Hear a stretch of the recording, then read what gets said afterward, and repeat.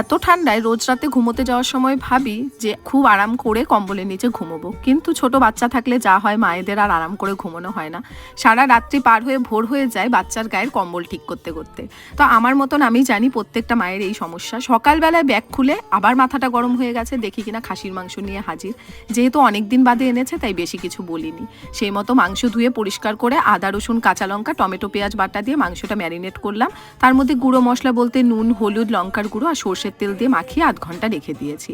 তারপর সর্ষের তেল কড়াইতে গরম করে নতুন আলু দুফালি করে কেটে একটু ভেজে তুলে রেখেছি নুন হলুদ দিয়ে। আর তোমরা কারা খোসা সমেত নতুন আলু খেতে ভালোবাসো অবশ্যই জানিও।